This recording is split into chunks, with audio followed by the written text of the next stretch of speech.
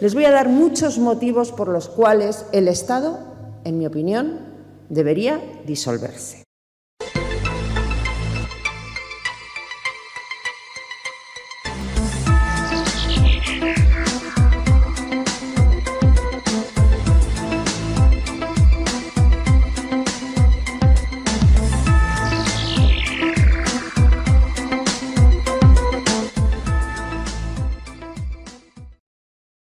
Muy buenas tardes. En primer lugar, como dice el refrán, que es de bien nacidos ser agradecidos, pues por supuesto dar las gracias tanto al Círculo Bastiat como al Austrian Economic Center y a Students for Liberty, que es una asociación de estudiantes que a mí me encanta. ¿Y por qué? Pues por invitarme a estar hoy aquí en esta jornada que me ha parecido de lo más interesante, porque debo decir que he aprendido un montón. Intervención del Estado en la vida económica y social. A las 8 de la tarde, un jueves en Sevilla. Toma ya.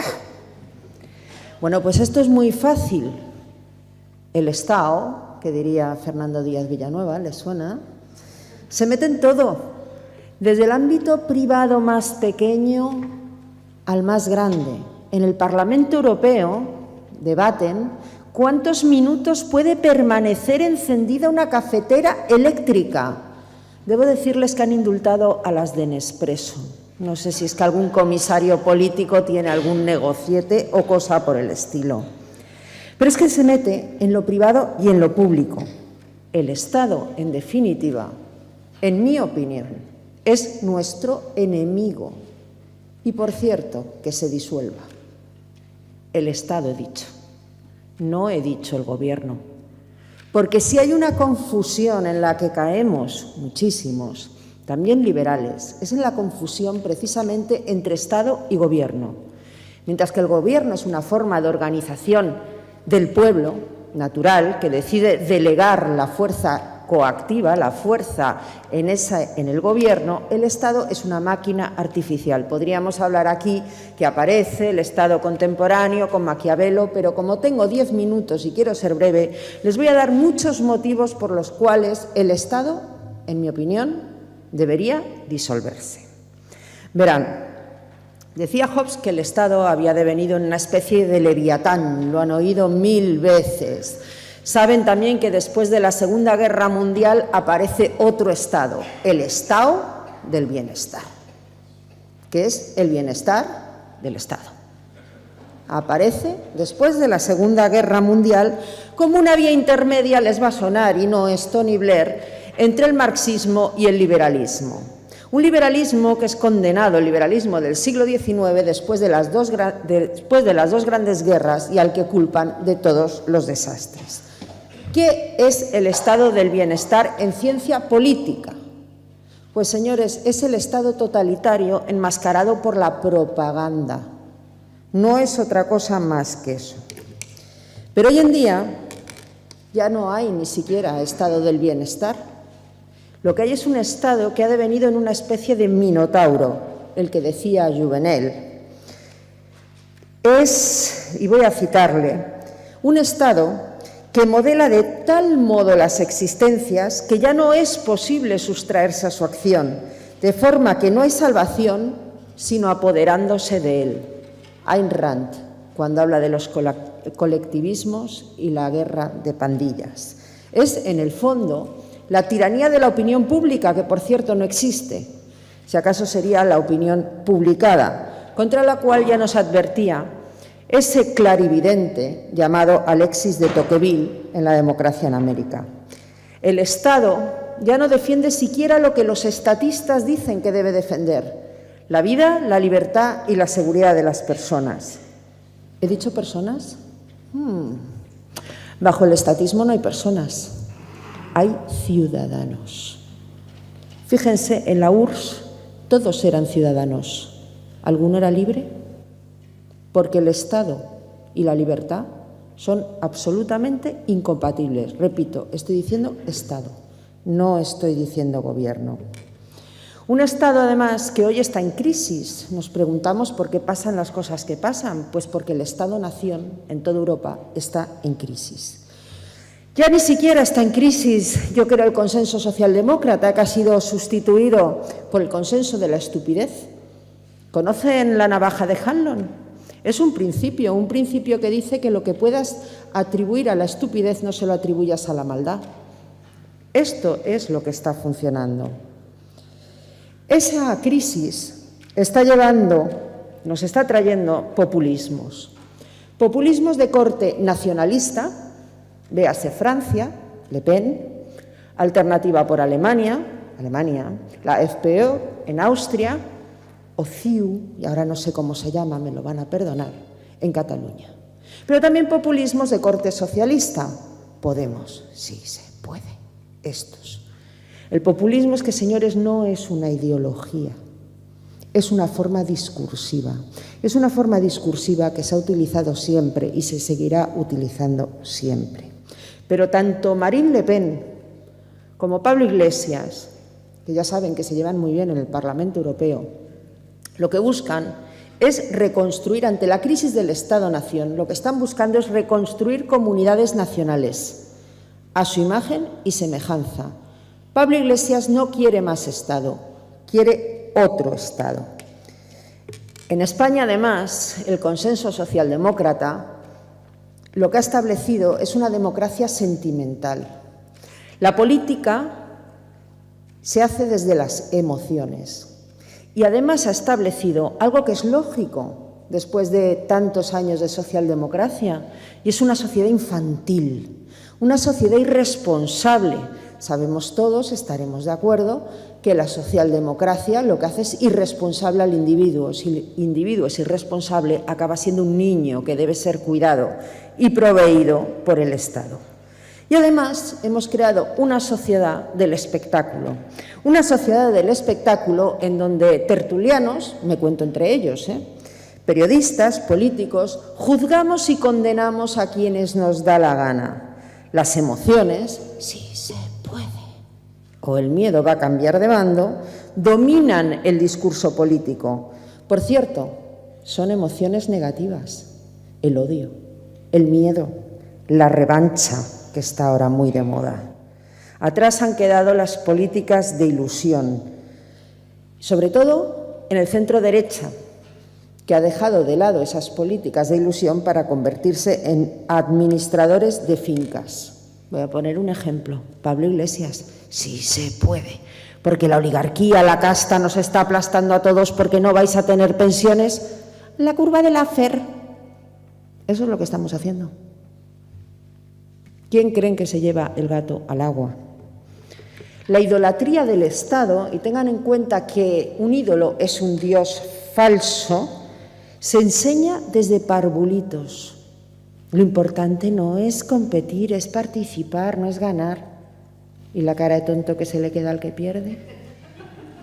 Digo yo. Pues enseñan un sistema, y ahí así se ha dado unas pinceladas, deseducativo, estatalizado, igualitario y adoctrinador, que enseña a los chicos no a pensar, no a tener espíritu crítico, sino lo que deben de pensar, y que ha sustituido la iniciativa individual, la espontaneidad y la responsabilidad, que es la otra cara de la libertad, por el progreso del Estado. A esos niños que serán adultos niños, gracias a lo que aprenden en la escuela. Si no eres responsable, volvemos siempre a lo mismo, eres un niño y papá Estado, no es casual que hablemos de papá Estado, te cuidará. Y es en esa idolatría, en ese culto al Estado, me encanta Fernando Díaz Villanueva, donde se encuentran comunistas, fascistas, conservadores e incluso demócratas. Porque han hecho suyo el Estado es Dios, que decía el padre de la socialdemocracia, Ferdinand Lassalle, pero también el todo en el Estado, nada fuera del Estado, del socialista fascista Mussolini. Todos ellos defienden siempre dotar de más atribuciones, competencia y poder coactivo a esa máquina artificial. Piensen en la solidaridad obligatoria. Hacienda somos todos, y cuando un abogado del Estado, creo recordar que era su cargo, dice que eso es mentira, se monta el follón del siglo. Hay que mantener el estado del bienestar, nos lo dicen a todas horas. es decir, el consenso socialdemócrata. Por cierto, les habla de populismos nacionalistas y populismo socialista. Ya decía Fichte en El Estado comercial cerrado, creo recordar, que todo socialismo deviene siempre en nacionalismo y todo nacionalismo en socialismo. En resumen, ¿qué es el Estado? Pues es el organizador de la sociedad, el gran ingeniero social que, por supuesto, y antes hablaba aquí de libertad de expresión, organiza la moral. Y como organiza la moral, va a medir por distintos raseros el autobús de hazte oír del que hablaban antes. No voy a entrar en si de acuerdo o no, sino en si tienen derecho a decir lo que dicen, o a la drag queen de Tenerife. Y estamos hablando de unos delitos que se han establecido en el Código Penal, que se llama delito de odio. Es un absurdo jurídico, es juzgar sentimientos. A la drag queen de Tenerife la han absuelto porque dice el fiscal que no había ánimo de ofender. ¿Alguien me puede decir cómo se puede objetivar el ánimo de una persona?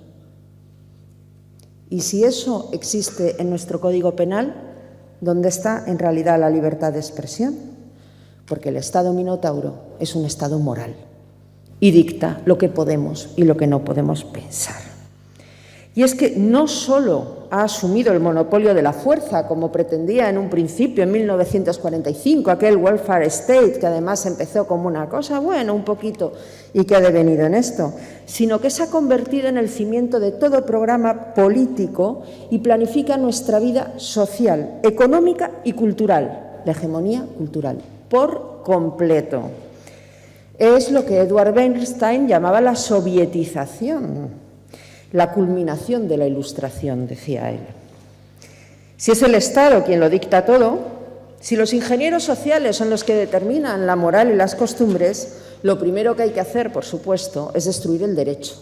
El derecho es consustancial a la libertad. Y aquí viene otra gran confusión entre derecho y legislación.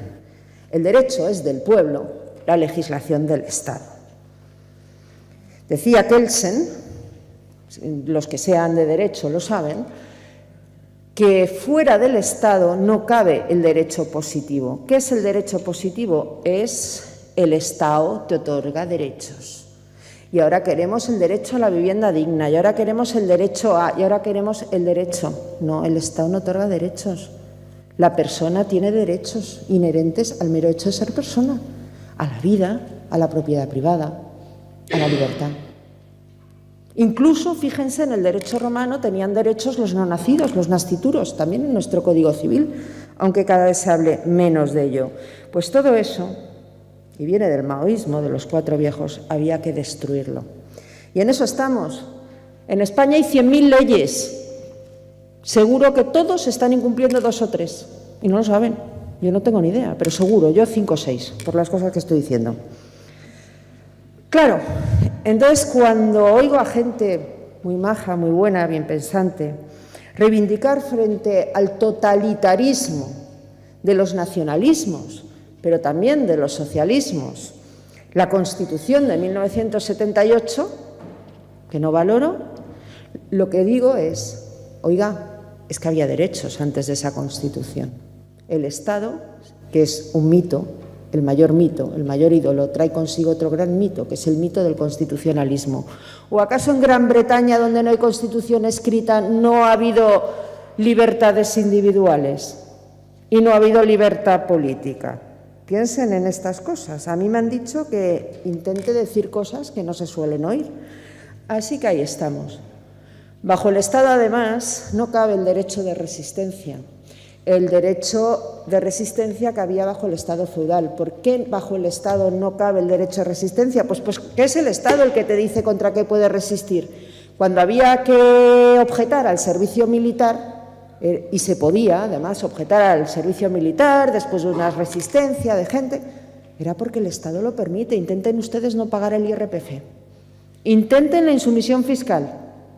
Vamos a ver si el Estado lo permite o no lo permite. Pero es que bajo el Estado minotauro ya no es que no haya derecho a resistencia, es que no cabe el derecho a la objeción de conciencia, porque es un Estado moral. les dicta lo que tienen que hacer. Así que, como ven, y me han dicho que fuera breve, que tenía 10 minutos y no sé lo que llevo, no sé si ya más o menos, ando por ahí, voy a ir terminando. Tenía que hablar de la intervención del Estado en la vida económica y social. Señores, es que es todo, desde que nacemos hasta que morimos. Somos estatistas, todos caemos en cuestiones del estatismo. ¿O acaso no dicen palabras como ciudadano o sociedad, que en realidad es pueblo o gente? O bien común. ¿Pero qué es el bien común? Fuera de la religión, no estamos hablando de religión. Estamos hablando del paraíso terrenal del estatismo. Si yo les pregunto a ustedes qué es el bien común, cada uno me va a decir una cosa. ¿Saben lo que es el bien común? Lo que decide el Estado que es el bien común. Nos pasamos el día hablando como ellos quieren. Hemos asumido la agenda del estatismo. Es una cosa que hay que combatir. Y yo creo que solo combatiéndolo y combatiendo la hegemonía cultural del estatismo, que en el fondo es la hegemonía cultural de la socialdemocracia, podremos recuperar la libertad individual. Bajo el Estado no cabe tampoco la libertad política, fundamental.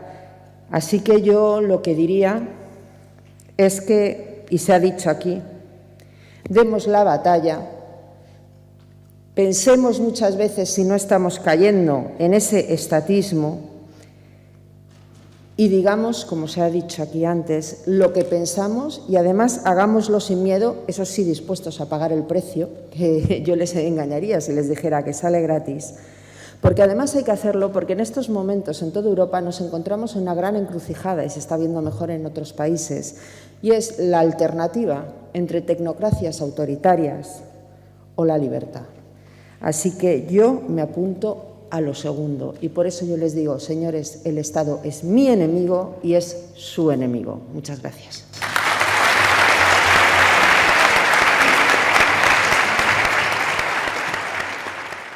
Bueno, hay muchas cosas. En primer lugar, la diferencia entre lo terrenal y la religión. La religión siempre se está refiriendo a otra vida, a la salvación en otra vida. Es una diferenciación importante porque los estatistas lo que te prometen es salvarte en esta. Y con respecto a lo que planteabas del bien común, en el fondo, yo entiendo que es el altruismo para el bien común. Bueno, el catolicismo, aquí además habría que hacer diferenciaciones con el protestantismo. Todos conocemos el libre albedrío.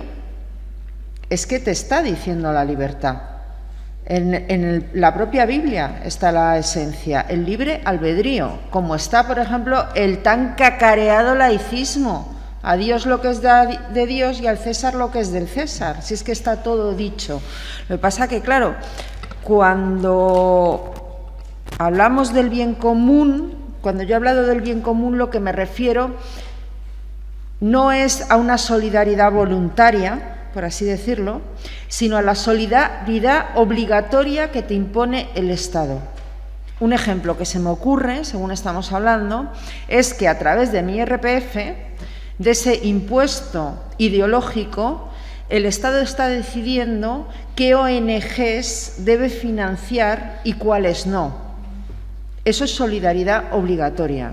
Yo creo que hay que recuperar algunos conceptos como la caridad, que además yo creo que funcionaría mucho mejor, ya que estabais hablando de incentivos. Yo estoy segura que si no se dieran subvenciones a ningún tipo de asociación, incluyo la Iglesia, porque creo que además la Iglesia se equivoca precisamente al aceptar este tipo de subvenciones, veríamos qué ONGs salen adelante y cuáles no. Eso sí sería libertad y al mismo tiempo, oye, es que tú estás contribuyendo a ayudar a otros. Es que el ayudar a otros, yo aquí soy muy de Ayn Rand, tiene que ser voluntario, no obligatorio. Te tiene que salir de la patata, que se dice.